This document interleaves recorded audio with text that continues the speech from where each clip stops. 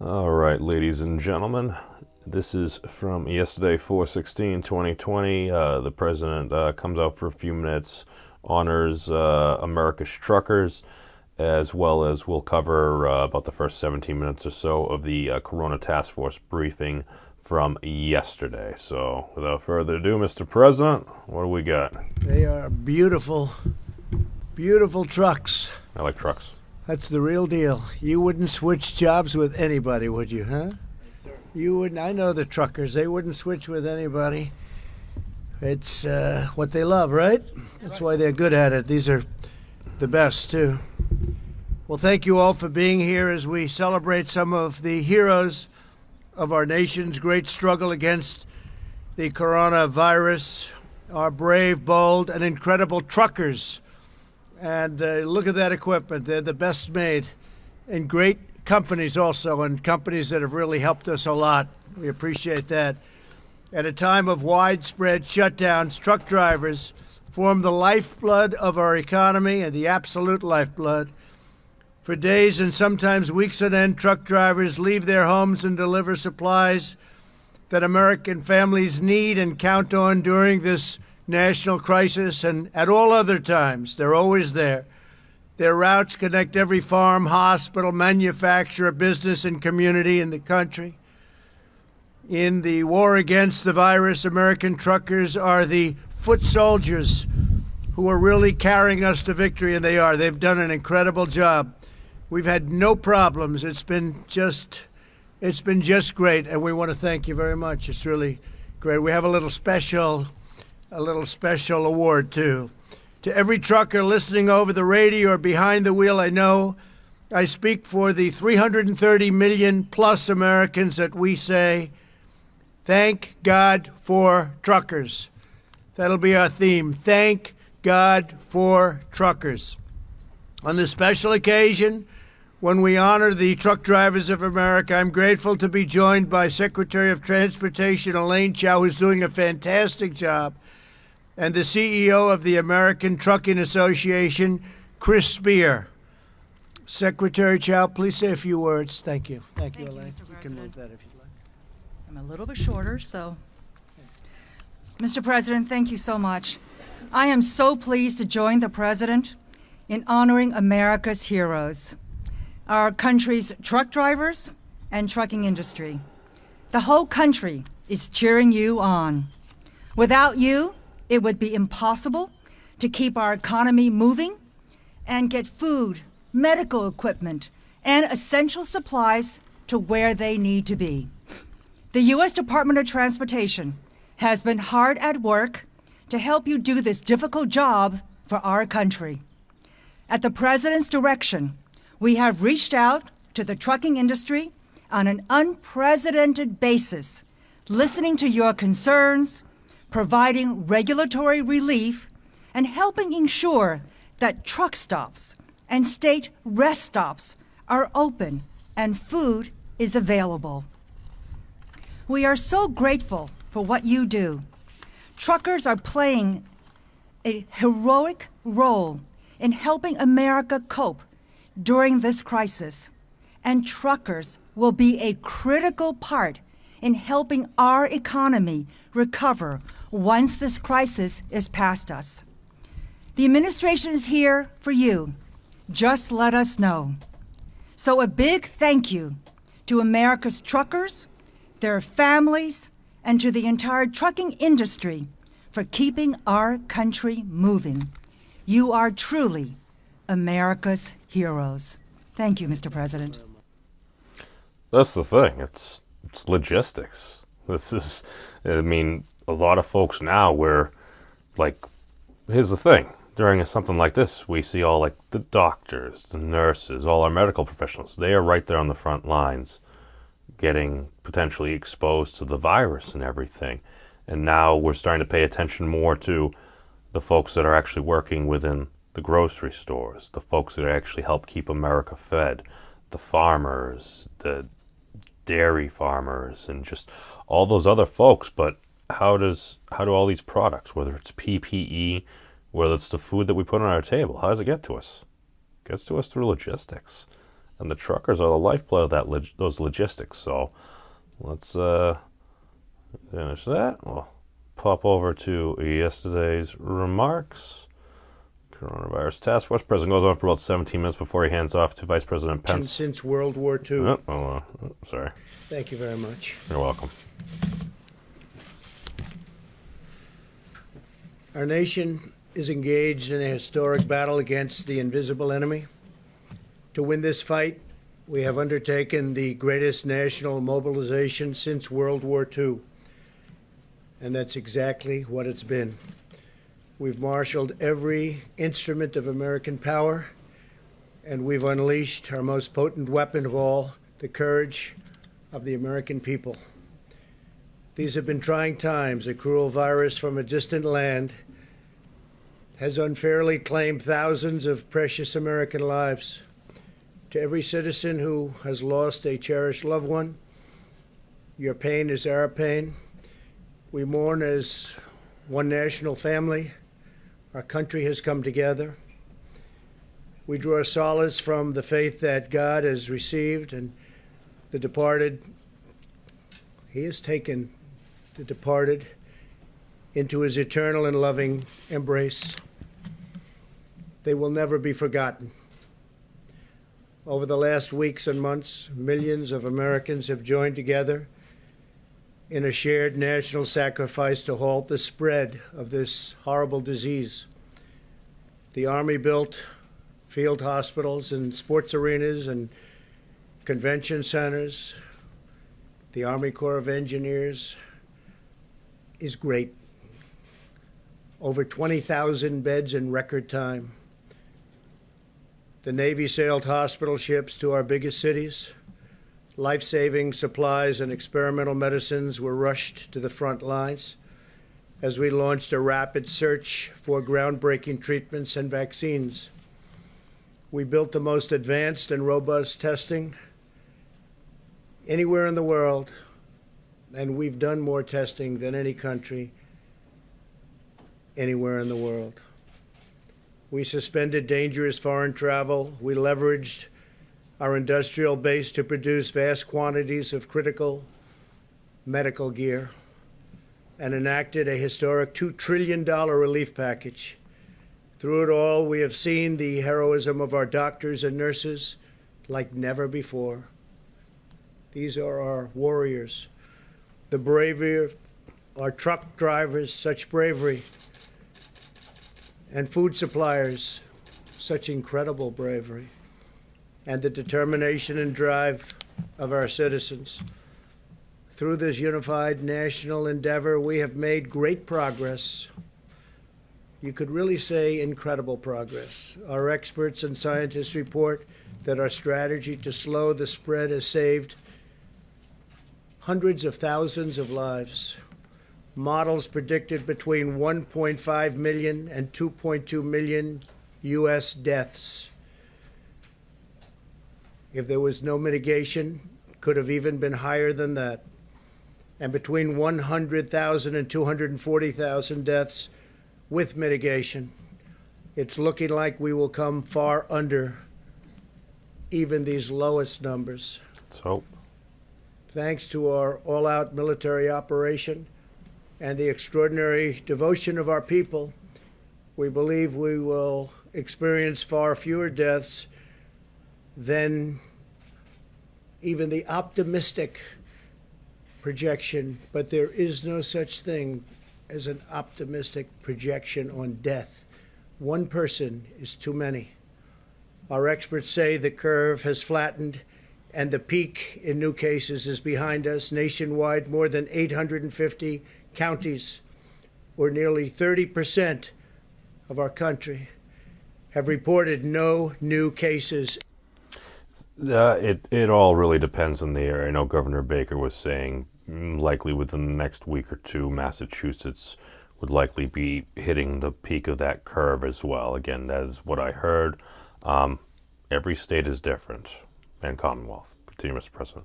In the last 7 days, because of our early and aggressive action, we have avoided the tragedy of healthcare rationing and deadly shortfalls that have befallen many other nations, nations which, wherever possible, we are helping. In America, no person who has needed a ventilator has been denied a ventilator. We're making hundreds of thousands of ventilators. We've delivered thousands and thousands of ventilators to the states. And actually, it's been an incredible operation. We started with very little, and we ended with a lot. The United States has achieved a significant lower mortality rate than almost all other countries.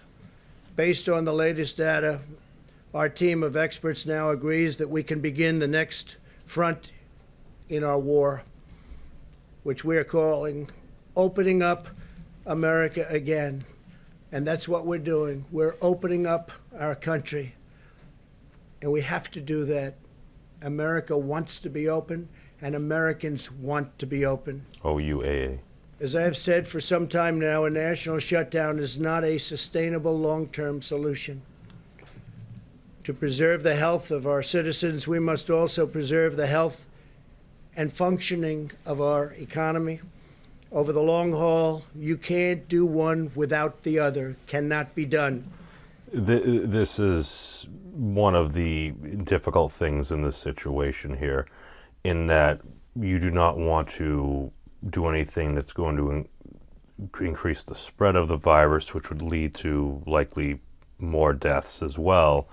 But at the same time, if folks aren't working, if they're not earning as well, then you're talking about completely getting rid of people's ability to survive. I mean, you have all those memes of, well, but the economy, but the economy. Yeah, people care about the economy, but people also need to be able to put food on the table and everything.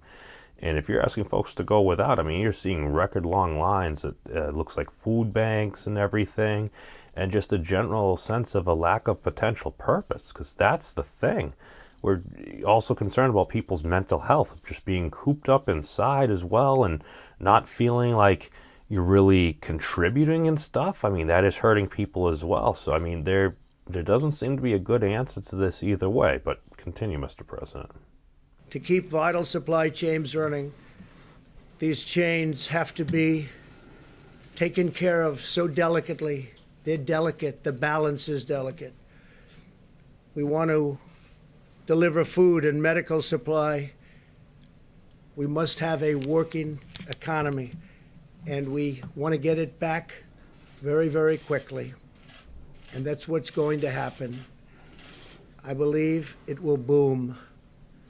A prolonged lockdown combined with a forced economic depression would inflict an immense and wide-ranging toll on public health.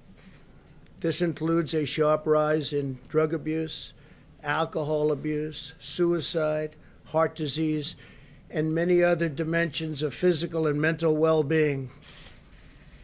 Moreover, many patients have put needed medical care on hold, creating entirely new hazards for public health. Our country has suffered. The world has suffered. 184 other countries have suffered. Therefore, my administration is issuing new federal guidelines that will allow governors to take a phased and deliberate approach to reopening their individual states. I've dealt with them now a long time, and we've had a great relationship. Democrat, Republican, the relationship has been good.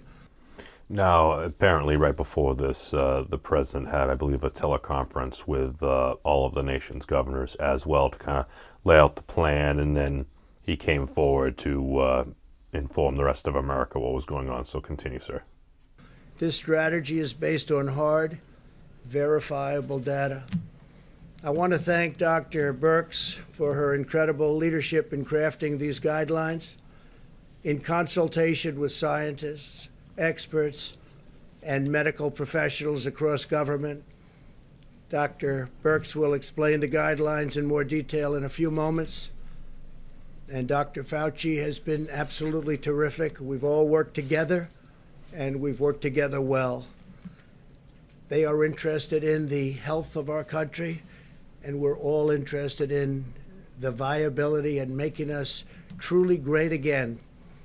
We took the greatest economy in the history of the world and we closed it in order to win this war, and we're in the process of winning it now. Our approach outlines 3 phases in restoring our economic life. We are not opening all at once, but one careful step at a time. And some states will be able to open up sooner than others. Some states are not in the kind of trouble that others are in. Now that we have passed the peak in new cases, we're starting our life again. We're starting rejuvenation of our economy again in a safe and structured and very responsible fashion. Our strategy will continue to protect senior citizens and other vulnerable populations while allowing military and other groups of incredibly talented people to go about their real business and the business that's supposed to be hard at work at doing, and nobody does it better. Our military is the greatest anywhere in the world, and we're so thankful for what they've done. Healthy Americans will now be able to return to work as conditions on the ground allow. Instead of a blanket shutdown, we will pursue a focus on sheltering the highest risk individuals, so important. We're establishing clear scientific metric and benchmarks on testing, new case growth and hospital capacity that must be met before advancing to each phase. And that's each phase specifically in the reopening of our country. This is a gradual process. As the caseload in a state continues to go down, restrictions can continue to be eased and come off. Throughout the process, citizens will continue to be called upon to use all of their weapons in this war, vigorous hygiene, teleworking when possible, staying at home if you feel sick, maintaining social distance, sanitizing commonly used surfaces, and being highly conscious of their surroundings. Those are our weapons, and they're very powerful weapons indeed. This is one of the things that, here's the thing, even at some point later on, President Trump goes on and says there may be a resurgence of the coronavirus later on, perhaps in this upcoming winter as well.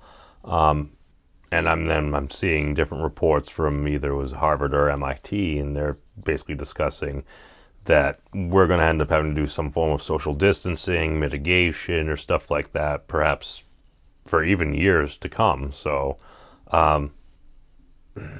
there's no real easy answer to this. I mean, hopefully you talk about a vaccine, but you're also hoping that the virus hasn't necessarily mutated into a form where the vaccine may or may not even be effective. So continue on, sir.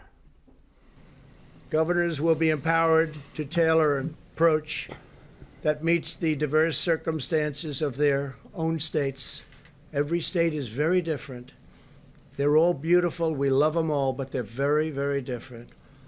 If they need to remain closed, we will allow them to do that. And if they believe it is time to reopen, we will provide them the freedom and guidance to accomplish that task, and very, very quickly, depending on what they want to do. We are also encouraging states to work together to harmonize their regional efforts. We'll have numerous cases where states have worked and will be working very, very closely together. As we reopen, we know that there will be continued hardships and challenges ahead. Our goal will be to quickly identify and address any outbreaks and put them out rapidly. If the virus returns in the fall, as some scientists think it may, possibly, these guidelines will ensure that our country is up and running so that we can likewise put it out quickly. At the heart of our strategy is the vital role of medical research, especially for therapies that will significantly improve outcomes for high-risk patients and reduce the need for urgent care. This will be tremendously valuable in allowing life to eventually return to normal. At least 35 clinical trials are already underway, including antiviral therapies, immune therapies, and blood therapies in the form of convalescent plasma. You've all and this is something that actually harkens back. It reminds me of the goal of President Kennedy, God rest his soul, of the ability to send an individual to the moon and return them safely as well. At first I said, I'm like, oh, well, that's the will of the people, which the will of the people is important. While at the same time, we threw mass amounts of money in it. I mean, as soon as the Soviet Union, they got Sputnik up there and everything, I don't think we ever let that thing go. So also the amount of money that's been put into the development of these vaccines, these tests and everything. If you put enough money into it, you can accomplish amazing things. So that's just something else and another factor that goes into this. But continue, sir. All heard about some of these events and some of these therapies. They've come a long way. What's been done in the last 4 weeks is incredible. We will also continue to expand our testing capacity. We have now completed more than 3.5 million tests, by far the most anywhere in the world.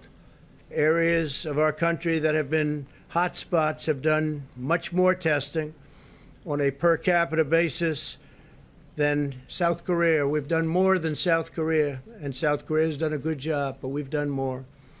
We will continue to work with governors to advise them on how to conduct both surveillance and diagnostic testing.